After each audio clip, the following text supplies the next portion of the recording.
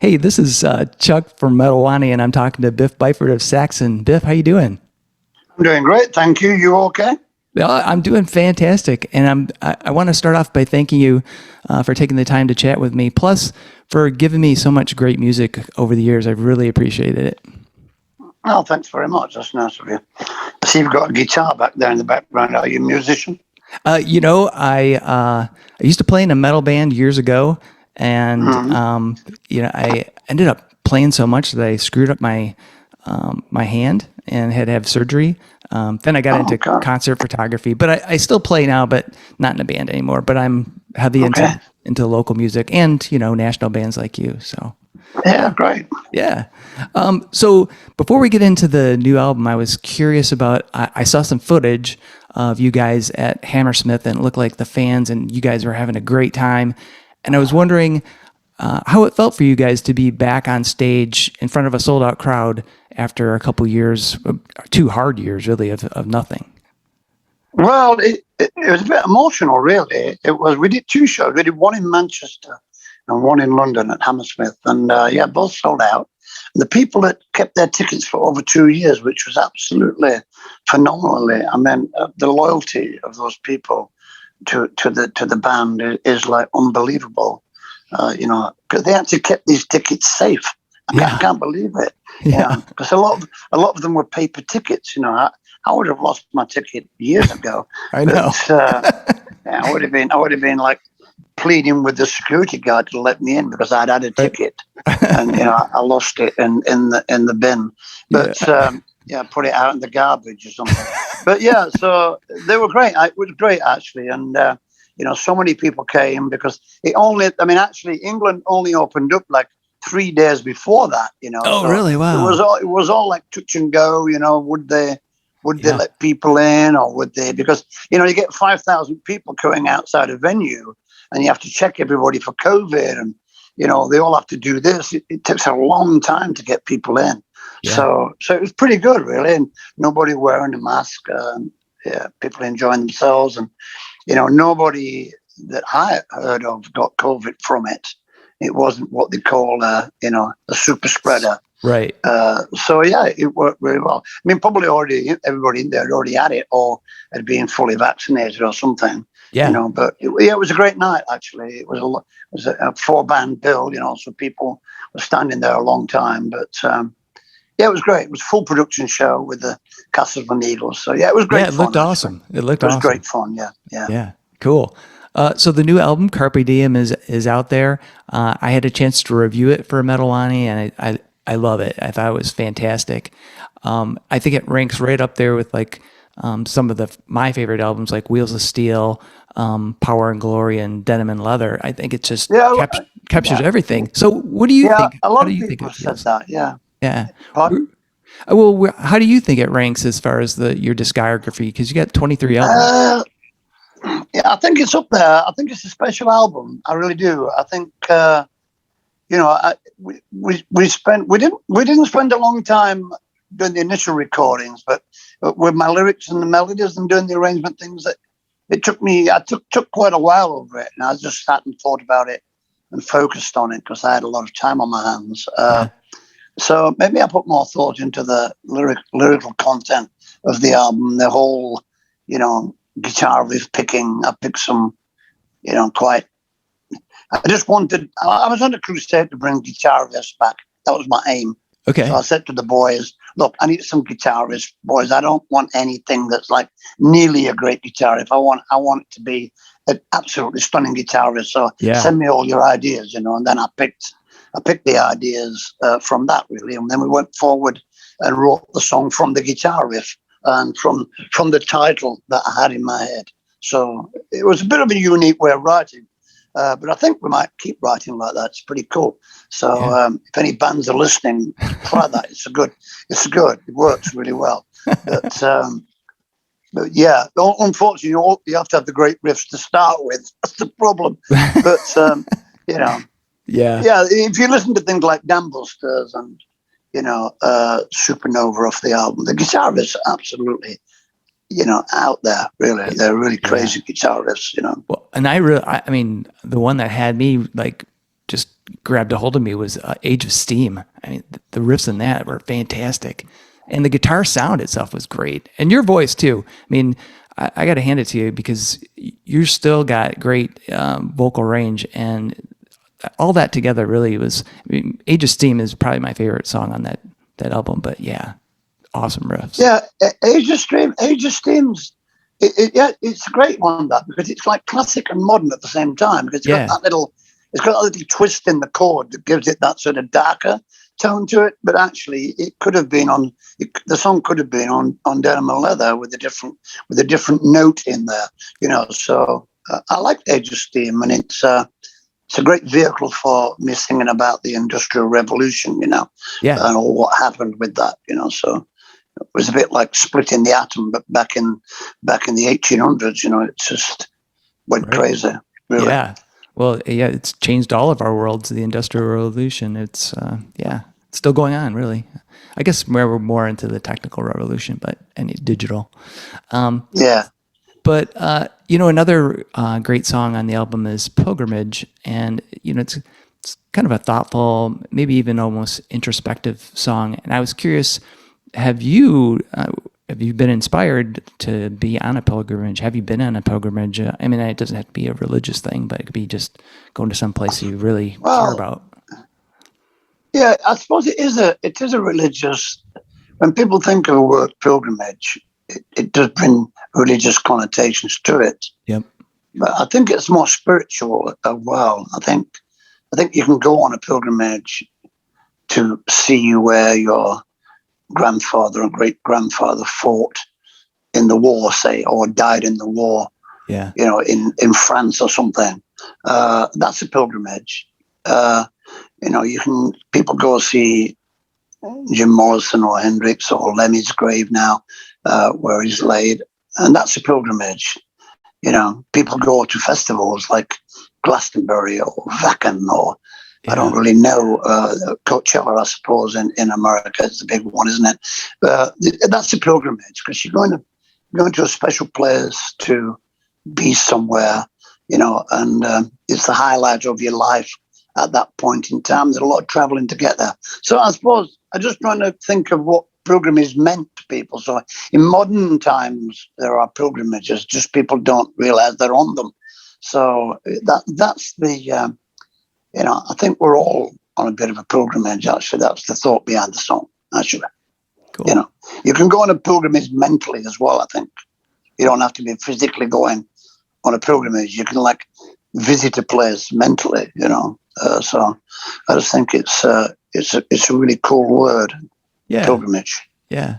And have you ever taken any pilgrimages yourself?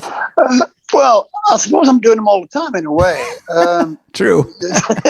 You know what I mean? But for somewhere specific, I've been. I mean, I suppose going to Hadrian's Wall, where I came up with the idea of Carpe Diem. Yeah, it was a pilgrimage. You know, it's only a couple of hours away from me, but it's a really desolate place. The part where I went to, and you have to walk for 3 miles to get to it up into the hills.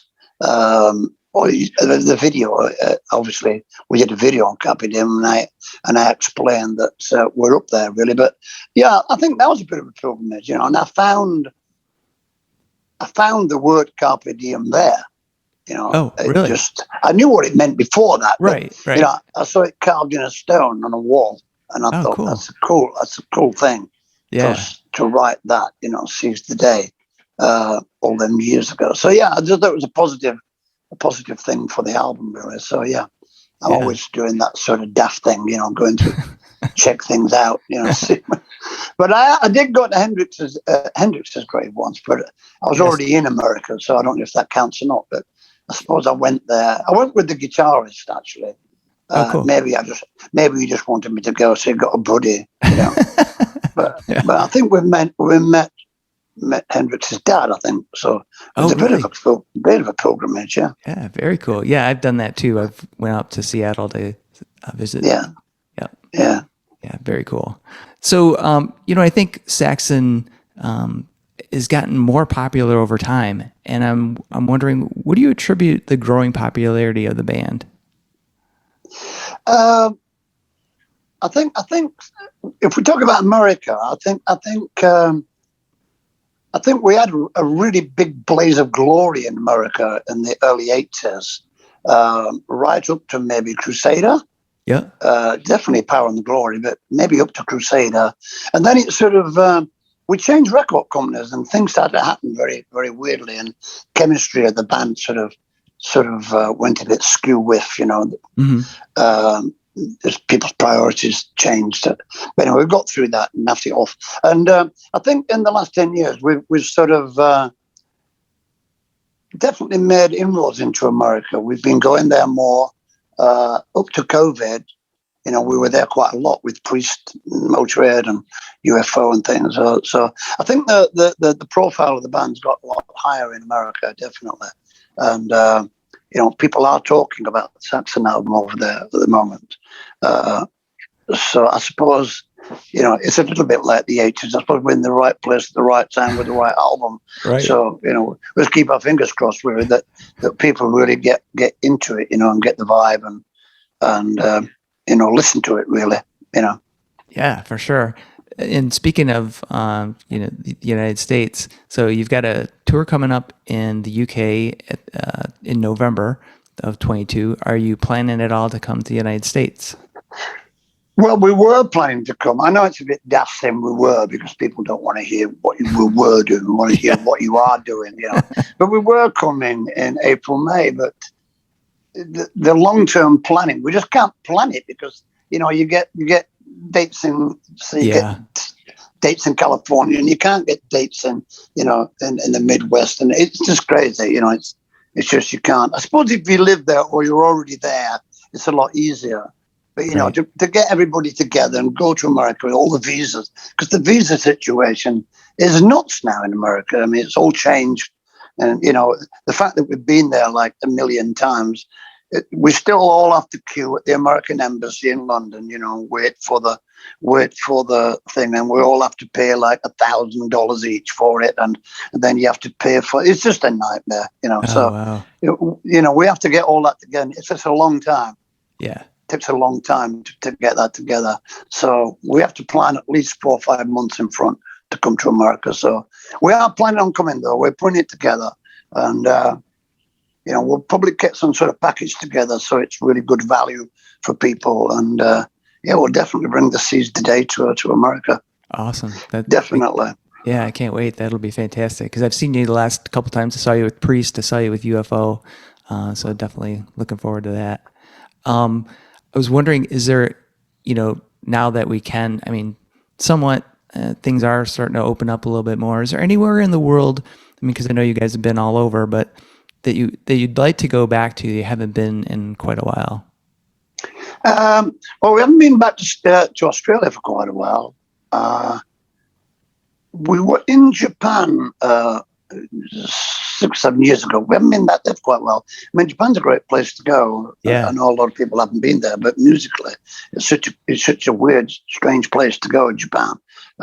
We first went there in the '80s. It was like, whoa, there's still people walking around in wooden shoes and things. So it was just like half modern Japan and half Right. really old traditional Japan. It was like crazy. So when you get a culture like that, you've never seen it before. It's such a shock, visual shock to your brain. But really nice people. Australia's great. But we always when we're touring, if you take Europe as a block, Mhm. and say that's one country, yeah. Right. Then the other most important place in music is America. The two go together. You know what I mean? Yeah. So it's very important for us to. I wanted to. We put a new team together, and new management a few years ago, and I said, we want to. There's no reason why Saxon shouldn't be successful and sell albums in America. There's just no reason for it. Yeah. Because our music is definitely what people want to hear, and the band, we're a great live band, for whatever reason. So, people should be able to see us, So we made a definite effort to come back to America and keep coming back, sometimes twice in the same year. but just COVID put the brakes on, I know. Yeah. So Put the kibosh on it. But I'm hoping, maybe later this year or early next year, that'll be awesome. That'd be fantastic. yeah, well, I don't think people have forgot. I mean, a lot of people came to see with the Judas Priest tour, Oh, yeah. so they got back into Saxon, or they got into Saxon anew. So Yeah. we picked up a lot of new fans, and a lot of our older fans that maybe saw us in the Power and the Glory days thought, "Oh man, they're back! Wow, where they've been?" Right. It's like, we've been there, mate. You just didn't see us. We're playing a venue down the road. You never saw the advertisement or something. So yeah. So it's just a profile thing, isn't it? Just Yeah. like, you just get your name out there and you have a great album, and then people start talking. It's just a whole motivation thing rolls along, and we'll just try and keep it rolling until we get there. That's the secret, I think. Cool. Sounds good. Yeah. I wanted to mention that I really enjoyed the Heavy Water album, the Red Brick City. Thought that was fantastic. Yeah, really cool, and quite not a huge departure from Saxon, because obviously metal comes from that hard rock blues, kind of groove that Heavy Water has. But I just thought it was fantastic. Is there any chance you guys are going to tour that band? Do you think you'll take that on the road? We would tour, yeah. Me and Seb definitely would tour. We're making another one actually at the moment. Oh, really? Awesome. We just finished the drums, and Seb's doing the guitar work now. I've done the bass, so I'm sort of sat there recording him. He'll probably be recording me soon on the vocals and things. But yeah, we're definitely going to do another one, because I think working with Seb, because there's no point in releasing an album that's like Saxon, man. There's no point in that, is there? Because it has to be a bit different, and the style of music that me and Seb do is a more groove music, really, more based on rhythm and groove. He's a great songwriter, Seb. He plays great guitar. He's not a soloist, he's not a twiddler, but he plays great riffs. He's got a great feel for riffs, and he writes all the guitar on the album, actually. And me and him sort of get together on the lyrics and the melodies and the arrangements. But most of the music comes from Seb. He's a fantastic drummer as well. So he's really good. So working with him is brilliant, because it's just like a breath of fresh air. There's no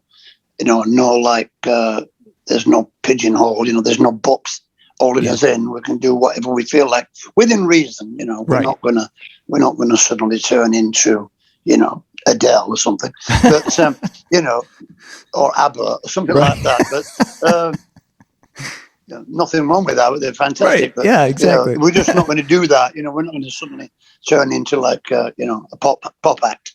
But yeah, it's good fun. And we can move in and out of different flavors. I thought the album was great. Really, I really did. I think from the opening track to the end, I thought it was really entertaining. Yeah. So yeah, we'd love to tour. Was your question? Yep. We would, but we need a lot more people into the band.